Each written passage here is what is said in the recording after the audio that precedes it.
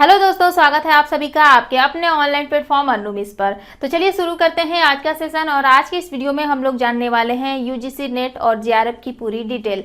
Actually आप लोग के बहुत सारे कमेंट आए थे इस टॉपिक पे कि नेट जेआरएफ के बारे में डिटेल बताई जाए, तो ये वीडियो लास्ट तक जरूर देखिएगा और ध्यान से देखिएगा, क्योंकि इस वीडियो में हम लोग एक एक पॉइंट क्लियर करेंगे। ठीक है, तो चलिए शुरू करते हैं। सबसे पहले हम लोग नेट के बारे में अगर बात करें कि नेट क्या होता है, तो देखिए फ्रेंड्स, नेट जो है नेशनल एलिजिबिलिटी टेस्ट होता है, यानी कि ये जो है एक मात्र पात्रता परीक्षा होती है, एक जो है योग्यता होता है। ठीक है, योग्यता परीक्षा होती है।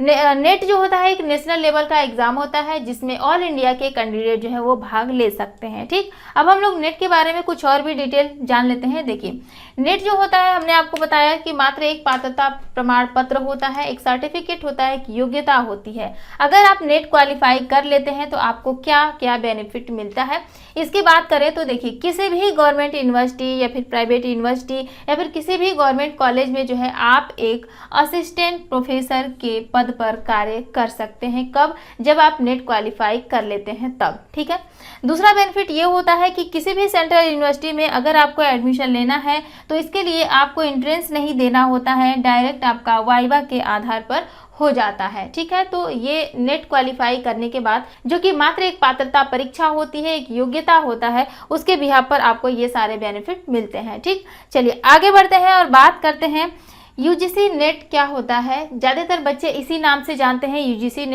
Net JRF. ठीक है, तो देखिए, जो आपका नेट होता है इसे जो है एनटीए जो है यूजीसी के बिहाफ पर कंडक्ट कराती है। ठीक, ये भी आपका दो होता है, एक होता है आपका यूजीसी नेट और एक होता है आपका सीएसआईआर। ठीक है, यूजीसी नेट में क्या होता है, इसे एनटीए कंडक्ट कराती है। इसके अंतर्गत आर्ट और कॉमर्स के स्टूडेंट्स आते हैं। ठीक, यानी कि अगर आर्ट और कॉमर्स के स्टूडेंट नेट का एग्जाम देंगे, नेट का फॉर्म भरेंगे, तो उसे यूजीसी नेट के नाम से जाना जाएगा। अगर आप एक साइंस के स्टूडेंट हो तो आपके लिए सीएसआईआर होता है। ठीक है, जिसके अंतर्गत साइंस के स्टूडेंट आते हैं, बस नाम चेंज है, काम वही है। ठीक है, अगर साइंस के स्टूडेंट है तो उसके लिए हो जाता है सीएसआईआर, और आर्ट और कॉमर्स के बच्चे हैं तो उसके लिए हो जाता है यूजीसी नेट। ठीक है, चलिए नेक्स्ट पॉइंट की अगर हम बात करें, नेक्स्ट है हमारा जेआरएफ। ठीक है, जेआरएफ क्या होता है, तो देखिए फ्रेंड, जेआरएफ भी जो है नेट के ही बराबर होता है। थोड़ा सा डिफरेंस ये होता है कि जो जेआरएफ सेलेक्टेड स्टूडेंट होते हैं उन्हें जो है सरकार द्वारा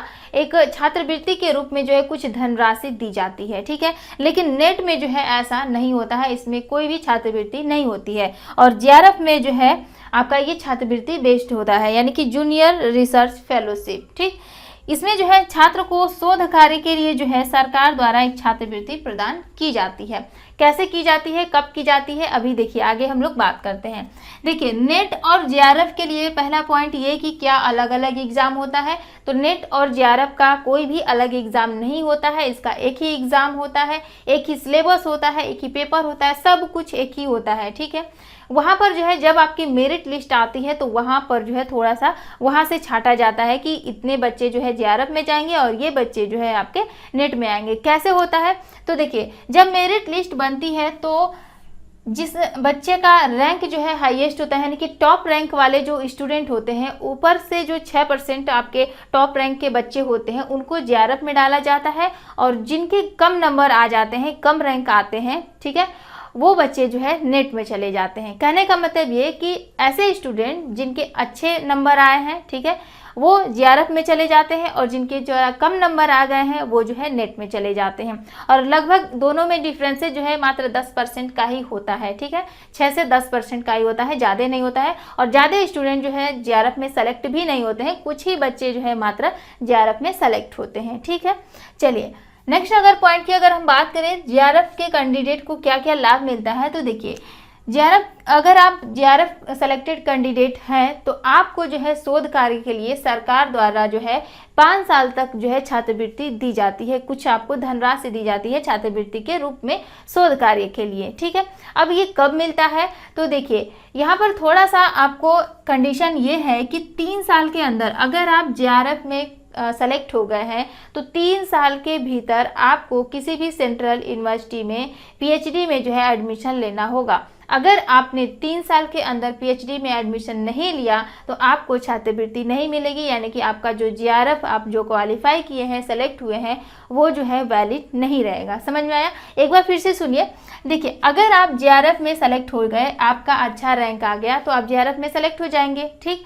और ऐसे में जो है होगा क्या कि 3 साल के अंदर अंदर, ठीक है, जो आपका जीआरएफ वैध माना जाता है वो 3 साल तक रहता है, वैलिड रहता है। तो 3 साल तक जो है, 3 साल के अंदर आपको किसी भी सेंट्रल यूनिवर्सिटी में पीएचडी में एडमिशन लेना होगा। अगर आप पीएचडी में एडमिशन ले रहे हैं 3 साल के भीतर, तो सरकार द्वारा आपको छात्रवृत्ति दी जाएगी। अगर आप किसी भी कारणवश 3 साल के अंदर अंदर आपने पीएचडी में एडमिशन नहीं लिया, तो आपका जो जीआरएफ जो आपने क्वालिफाई किया है वो जो है इनवैलिड हो जाएगा, यानी कि वो मान्य नहीं होगा, आपको छात्रवृत्ति नहीं मिलेगी। एक और चीज़ ध्यान दीजिएगा, अगर आप किसी प्राइवेट कॉलेज में पीएचडी में एडमिशन ले रहे हैं तो आपको ये छात्रवृत्ति नहीं दी जाएगी, ठीक है। तो ये चीज़ भी आप ध्यान दीजिएगा। तो देखिए, यहाँ पर 5 साल तक जो है आपको फेलोशिप मिलेगा, यानी कि छात्रवृत्ति के रूप में कुछ धनराशि दी जाएगी शोध कार्य के लिए। अब यहाँ पर कंडीशन ये है कि शुरू के जो 3 वर्ष होते हैं, इसमें जो है आपको जीआरएफ के फेलोशिप मिलेगा, यानी कि जूनियर रिसर्च फेलोशिप मिलेगा।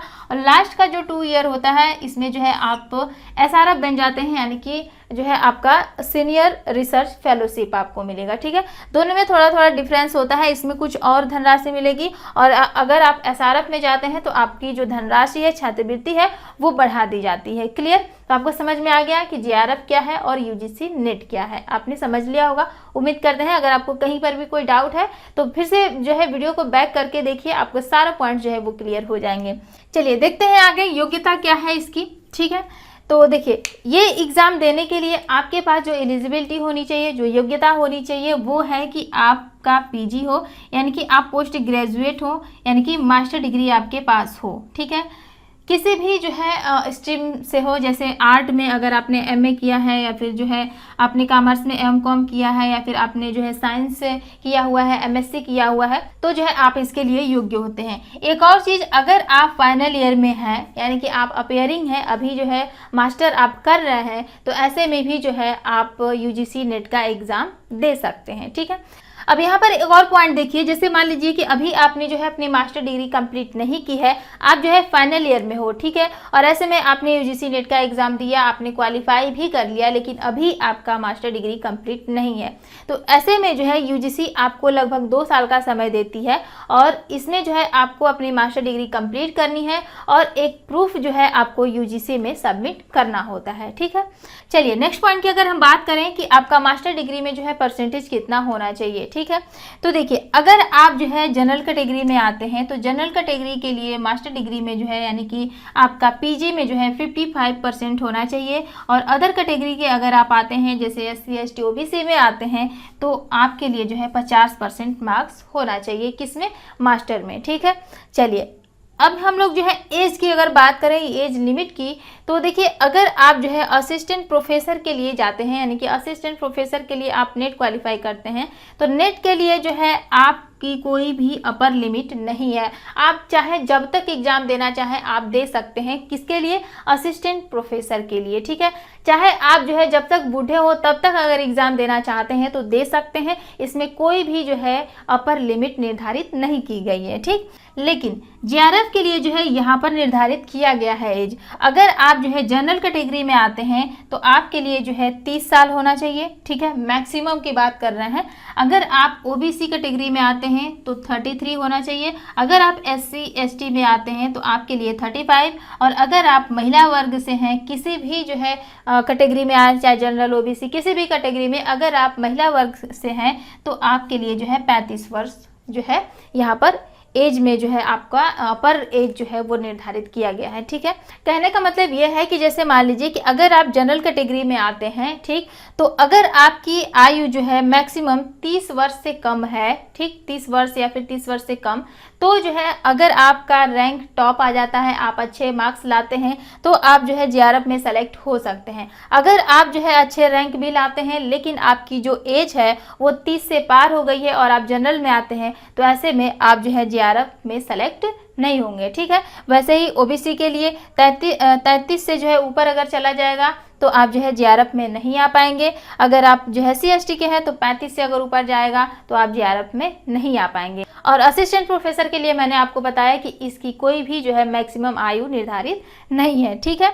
चलिए एक और चीज़ देखिए, यहाँ पर अगर आप LLM किए हुए हैं तो आपको 3 साल की छूट भी यहाँ पर मिलती है, ठीक। चलिए फीस की अगर हम बात करें तो फीस में भी जो है यहाँ पर कुछ छूट मिल जाता है अदर कैटेगरी वालों को। अगर आप जनरल कैटेगरी में आते हैं तो आपकी जो फीस है वो 1000 लगनी है। OBC में आते हैं तो आपको 500 लगेगा। SC/ST में आते हैं तो 250 लगेगा। ये जो है फॉर्म फिल करने का फीस है, ठीक है। चलिए एग्ज़ाम की अगर हम बात करें, एग्ज़ाम कैसे होता है, पेपर कितने होते हैं, क्वेश्चन कितने आते हैं, ये सारी चीज़ें। एक और चीज़ देखिए कि एग्ज़ाम जो है साल में आपका 2 बार होता है। एक होता है आपका जून में और एक होता है आपका दिसंबर में, ठीक है। तो आप जो है बड़े ही आराम से साल भर में 2 बार जो है आप एग्ज़ाम को अटेम्प्ट कर सकते हैं, ठीक। चलिए देखते हैं इसके एग्ज़ाम पैटर्न की। तो इसमें 2 पेपर होता है, ठीक है। 2 पेपर होगा, टाइमिंग इसमें 3 घंटे आपको मिलेगा। इसमें जो फर्स्ट पेपर होता है आपका, फर्स्ट पेपर में आपके टोटल 50 क्वेश्चन आएंगे और 100 नंबर के आएंगे, ठीक। और ये जो है आपका सबके लिए कॉमन पेपर होगा, यानी कि सब स्टूडेंट के लिए जो है एक पेपर रहेगा। सेकेंड पेपर की अगर हम बात करें तो इसमें जो है 100 क्वेश्चन रहेगा, 200 नंबर का रहेगा और ये जो है आपके सब्जेक्ट बेस्ड रहेगा, यानी कि जिस सब्जेक्ट से जो है आपने फॉर्म फिलअप किया है उस सब्जेक्ट के जो है क्वेश्चन आपके 100 रहेंगे और ये सबके जो है अलग अलग रहेंगे। जो स्टूडेंट जिस सब्जेक्ट को चुना है, जिस सब्जेक्ट से जो है फॉर्म भरा है, उस सब्जेक्ट से जो है क्वेश्चन बनेंगे, ठीक है। और ये टोटल जो है आपके 200 नंबर के आएंगे। टोटल नंबर की अगर हम बात करें तो टोटल जो है 300 नंबर का आपका पेपर होगा, ठीक। और टाइमिंग जो है 300 के लिए 3 घंटे का टाइमिंग है। और ये दोनों ही पेपर बिना ब्रेक का होगा, एक ही बार दोनों पेपर होगा, फर्स्ट और सेकंड दोनों, ठीक। चलिए मोड की अगर हम बात करें कि इसमें जो पेपर होगा ऑनलाइन होगा कि ऑफलाइन होगा, तो पेपर जो है आपका ऑनलाइन मोड में होगा, ऑफलाइन नहीं होगा। लैंग्वेज की बात करें किस लैंग्वेज में आएगा, तो ये जो है बाइलिंगुअल है, इसमें जो है 2 लैंग्वेज आएगी, हिंदी और इंग्लिश दोनों में, ठीक है।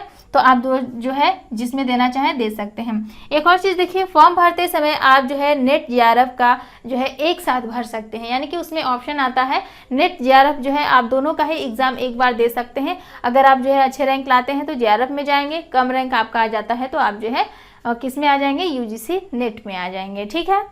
तो इसी के साथ फ्रेंड्स हम लोगों ने जो है नेट और जेआरएफ से जितने भी पॉइंट बन सकते हैं हम लोगों ने सभी पर डिस्कस किया। अगर अभी भी कुछ छूट गया है, अगर आपको कुछ जानना है तो कमेंट कर सकते हैं, ठीक है। तो वीडियो आपको कैसा लगा कमेंट में हमें जरूर बताइएगा। और अभी तक आपने वीडियो को लाइक शेयर नहीं किया है तो प्लीज़ फ्रेंड्स वीडियो को लाइक जरूर कर दीजिए और ज़्यादा से ज़्यादा वीडियो को शेयर कीजिए, क्योंकि फ्रेंड्स आप लोग के लिए बहुत ज़्यादा मेहनत किया जाता है। इतनी सारी जानकारियाँ इकट्ठा करने में बहुत ज़्यादा मेहनत लगता है। तो प्लीज़ फ्रेंड्स बस आपको एक लाइक करना है और वीडियो को शेयर करना है। ऐसा नहीं कि कुछ चार्ज लगना है, बिल्कुल फ्री है। तो जल्दी से वीडियो को लाइक कर दीजिए, शेयर कीजिए और चैनल अगर आपको पसंद आ रहा हो तो चैनल को भी सब्सक्राइब कर लीजिए। तो चलिए मिलते हैं नए वीडियो में नए टॉपिक के साथ। Thank you.